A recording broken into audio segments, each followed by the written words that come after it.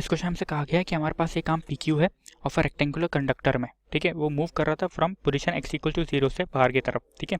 ये uniform magnetic field में रखा था, लेकिन ये uniform magnetic field x equal to 0 से x इक्वल टू b तक है, ठीक है। x इक्वल टू b के बाहर से यूनिफॉर्म मैग्नेटिक फील्ड की वैल्यू 0 है, ठीक है। यानी x इक्वल टू b से ज़्यादा होगी तो कोई मैग्नेटिक फील्ड एग्जिस्ट नहीं कर रही है, ठीक है।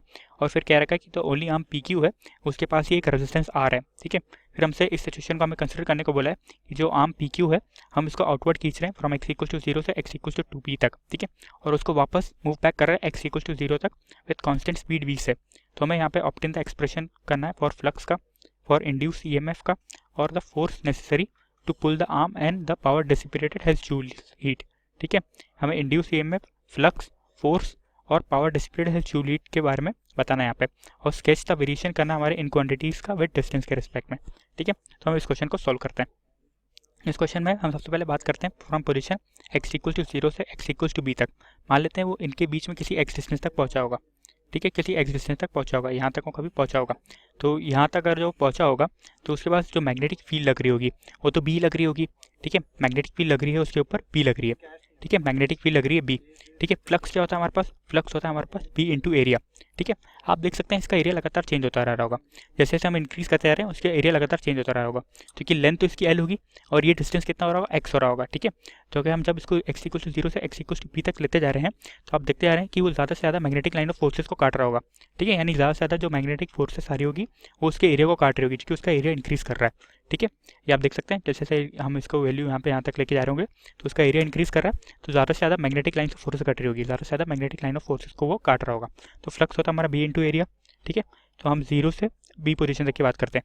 मैग्नेटिक फील्ड b है, एरिया उसका चल रहा होगा l इंटू एक्स, ठीक है। l इंटू एक्स, क्योंकि किसी एक्स डिस्टेंस तक है तो एरिया चल रहा है हमारे पास l इंटू एक्स, ठीक है। ईएमएफ इंड्यूस की बात करते हैं। ईएमएफ इंड्यूस हो रहा था उसका माइनस ऑफ d∅dt होता, ठीक है। माइनस ऑफ d∅dt, यानी मैग्नेटिक फील्ड तो कॉन्स्टेंट है तो बाहर आ रहा था, ठीक है। एल भी कॉन्स्टेंट बाहर आ रहा था, हमारे पास चल रहा था dx/dt, ठीक है। dx/dt हमारे पास वेलोसिटी v हो रहा था, क्योंकि कॉन्स्टेंट वेलोसिटी v से मूव कर रहा था, यानी ईएमएफ इंड्यूस की वैल्यू आ रही थी हमारे पास BLV, ठीक है। ये सब बात कर रहे हैं हम from position x equals to 0 से x इक्वल्स टू b तक, ठीक है। तब तक के लिए बात कर रहे हैं। जो करंट इंड्यूस आ रहा होता, करंट इंड्यूस की वैल्यू थी हमारे पास E/R, ठीक है। करंट इंड्यूस की वैल्यू थी हमारे पास E/R, यानी माइनस ऑफ BLV अपॉन में R चल रहा था, ये हमारे पास करंट इंड्यूस की वैल्यू आ रही होती, ठीक है। तो उसने हमसे क्या पूछा था? उसने हमसे पूछा था flux, induce EMF, the force necessary to pull the arm and the power dissipated, ठीक है। अब फोर्स की बात करते हैं, फोर्स और पावर की बात करते हैं। फोर्स कितना होता है हमारे पास, ठीक है। फोर्स इस पर एक लॉरेंस फोर्स लग रहा होता, क्योंकि एक ये हमारे पास कंडक्टर है, move in uniform magnetic field में मूव कर रहा था, तो उस पर ऊपर एक लॉरेंस फोर्स लग रही होती BIL एक लॉरेंस फोर्स लग रही होती है, ठीक है। और यहाँ पे कांस्टेंट वेलोसिटी से मूव कर रहा है, यानी फोर्स कांस्टेंट है। तो हमारे पास जो फोर्स की वैल्यू आ रही होती वो आ रही होती b² L² V अपॉन में R, ठीक है। माइनस साइन से, माइनस साइन से इतना इंडिकेट कर रहा है कि जो फोर्स लग रही है, जो इसकी जो फोर्स लग रही है वो उसका डायरेक्शन बस इंडिकेट करने के लिए बात कर रहा था। तो क्या आप देख सकते हैं कि इसे मैग्नेटिक फील्ड ऊपर के डायरेक्शन में मूव कर रही है, ठीक है। और इसकी वेलोसिटी हम इस डायरेक्शन में दे रहे हैं, ठीक है। वेलोसिटी हम इसको इस डायरेक्शन में दे रहे हैं, तो उसके ऊपर जो फोर्स लग रही होगी वो भी इसी डायरेक्शन में लग रही होगी, ठीक है। तो फोर्स की वैल्यू आ रही है हमारे पास b² L² V अपॉन में R, यानी मैग्नीट्यूड ऑफ फोर्स की बात करेंगे तो उसकी वैल्यू आ जाएगी हमारे पास b² L² V अपॉन में R, ये फोर्स की वैल्यू आ रही होगी हमारे पास, ठीक है। अब हम पावर डिसिपेटेशन की बात करते हैं। पावर डिसिपेटेशन हमारे पास क्या होता है? पावर डिसिपेटेशन की जो वैल्यू होती है हमारे पास वो होती है I² इंटू R, ठीक है। यानी b² L² V² अपॉन में R² इंटू R, ठीक है। R² इंटू R, यानी इसकी वैल्यू हो जाती है हमारे पास b² L² V² अपॉन में R। पावर डिसिपेटेशन की वैल्यू रहती है हमारे पास b² L² V² अपॉन में R। ये पावर डिसिपेटेशन की बात हो गई, ठीक है। यहाँ पे आप इस बात का ध्यान रखिएगा कि हमें इसे कांस्टेंट वेलोसिटी v से मूव कर रखा है, ठीक है। कांस्टेंट स्पीड v से मूव कर रखा है, यानी स्पीड यहाँ पे चेंज नहीं हो रही थी, स्पीड चेंज नहीं हो रही थी, इसी कारण जो हमारा EMF इंड्यूस है वो चेंज नहीं हो रहा था, ठीक है।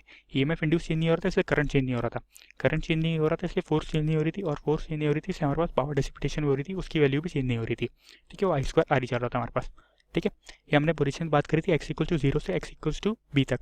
अब हम बात करते हैं x इक्वल टू b से 2b तक, x इक्वल टू b से 2b तक बात करते हैं। अब इसमें क्या हो रहा होगा? फ्लक्स होता है हमारे पास b इंटू a, ठीक है। लेकिन x इक्वल टू b से 2b तक यहाँ पे मैग्नेटिक फील्ड b की वैल्यू 0 है, यानी फ्लक्स 0 हो गया हमारे पास। EMF इंड्यूस की बात करते हैं, और माइनस ऑफ d∅dt होता, ठीक है। Rate of change of flux होता, उसकी वैल्यू भी हमारे पास 0 रहती, ठीक है। EMF इंड्यूस 0 हो गया तो करंट की वैल्यू भी 0 हो गई, करंट की वैल्यू 0 हो गई तो फोर्स की वैल्यू भी 0 हो गई, और जो हमारे पास पावर डिसिपेटेशन आ रही थी उसकी वैल्यू भी 0 हो गई। ठीक है। अब हम बात करते हैं एक्स इक्वल्स टू बी से टू बी तक जब उसको वापस लेके जा रहे होंगे, मतलब X equals to two B से बी तक जब उसको वापस लेके जा रहे होंगे, तो X equals to two B से बी तक भी सब यही चल रहा होगा। फ्लक्स की वैल्यू जीरो हो रही होगी, फ्लक्स की वैल्यू जीरो तो ईएमएफ की वैल्यू जीरो होगी, ईएमएफ की वैल्यू जीरो तो करंट की वैल्यू जीरो, करंट की वैल्यू जीरो है तो फोर्स की वैल्यू जीरो, और पावर डिसिपिटेशन की वैल्यू भी जीरो चल रही होगी हमारे पास। ठीक है। अब हम बात करते हैं एक्स इक्वल्स टू बी से जीरो तक, एक्स इक्वल्स टू बी से जीरो तक बात करते हैं। ठीक है। अब एक्स इक्वल्स टू बी से जीरो तक बात कर रहे होंगे तो हमारे पास ये क्या चल रहा होगा, जो हमारे पास जो फ्लक्स की वैल्यू होती है वो बी इंटू ए होता। ठीक है। फ्लक्स की वैल्यू होती है बी इंटू ए। ठीक है। एरिया स्वेप क्या कर रहा होगा, जैसे ये हमारे पास बी से ए की लेंथ की बात हो रही है। ठीक है। तो ये रॉड आ रही होती है हमारे पास। ठीक है। ये मानते हैं हम किसी बी डिस्टेंस से, यहाँ पे यहाँ तक की वैल्यू बी थी, यहाँ से यहाँ तक की डिस्टेंस की वैल्यू बी थी। ठीक है। हमने बी से कुछ एक डिस्टेंस इसको आगे लिखे गए। ठीक है। इसकी लेंथ ये एल थी, ये लेंथ इसकी एल थी। ठीक है। तो ये जो लेंथ आ रही होगी, जो एरिया ये बन रहा होगा, उसकी वैल्यू बन रही होगी बी माइनस एक्स। ठीक है। एरिया की वैल्यू बन रही होगी बी माइनस एक्स। तो मैग्नेटिक फील्ड चल रहा होगा हमारे पास बी इंटू एरिया चल रहा होगा हमारे पास B minus X into length L. ठीक है। ये हमारे पास फ्लक्स की वैल्यू आ गई। ईएमएफ इंड्यूस की बात करेंगे तो minus D phi by D T होता, minus of D phi by D T करते हैं तो ये इसकी वैल्यू आ जाती है हमारे पास plus of B L V. ठीक है। क्योंकि minus of D X by D T करते हैं तो हमारे पास वेलोसिटी वी हो रहा था, और D V by D T की वैल्यू करते हैं तो वो जीरो हो रहा था। ठीक है। तो हमारे पास बी एल वी हो गई इसकी वैल्यू, बी एल वी।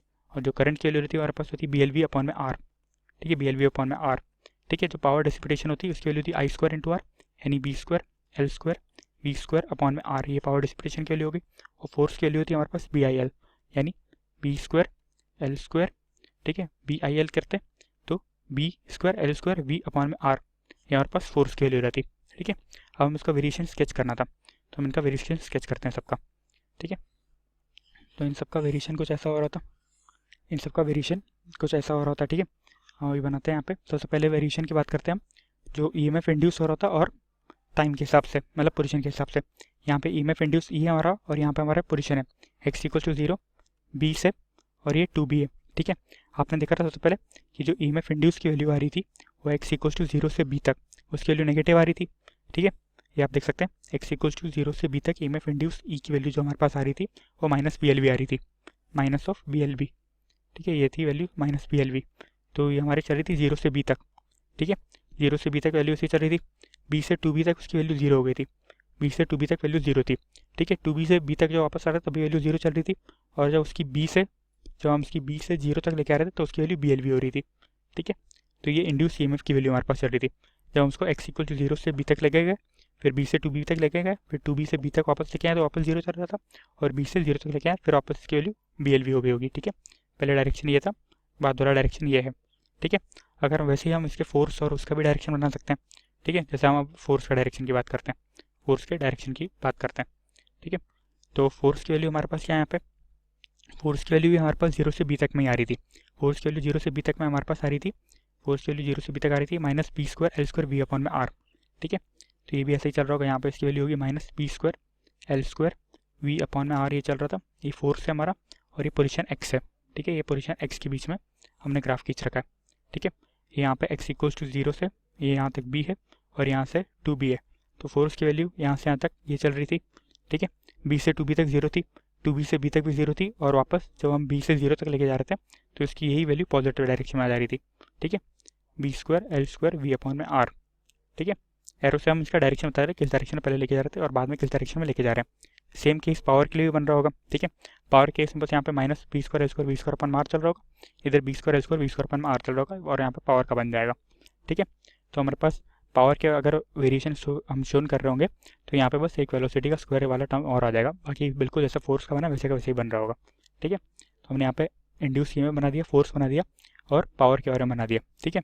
अब हम करंट का वेरिएशन भी शो ऐसे ही कर सकते हैं। करंट का वेरिएशन भी सब में यही हो रहा होगा। ठीक है। बी एल वी अपॉन में आर करंट की वैल्यू थी, यहाँ से यहाँ तक पहले नेगेटिव चल रहा था, बी से टू बी तक जीरो होता, टू बी से बी जीरो होता, और बाद में जब वापस बी से जीरो तक लाते उसकी वैल्यू वापस बी एल वी अपॉन में आर हो जाता। ठीक है।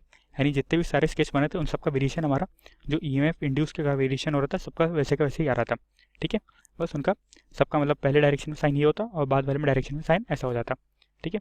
तो उनसे यही हमसे पूछ रखा था क्वेश्चन में कि इनकी पोजीशन के वेरिएशन के हिसाब से इनका कैसे फ्लक्स चेंज हो रहा था, कैसे इंड्यूस ईएमएफ चेंज होता, कैसे फोर्स चेंज हो रहा था, और कैसे पावर डिसिपेट हो रही होती। तो हमने सबका वेरिएशन बता दिया था। एक्स इक्वल टू जीरो से बी तक बता दिया, बी से टू बी बता दिया, टू बी से वापस बी लाया तब उसका भी बता दिया, और वापस जब बी से जीरो तक बता दिया। ठीक है। यानी इस क्वेश्चन को हमने सॉल्व कर दिया। ठीक है। Thank you.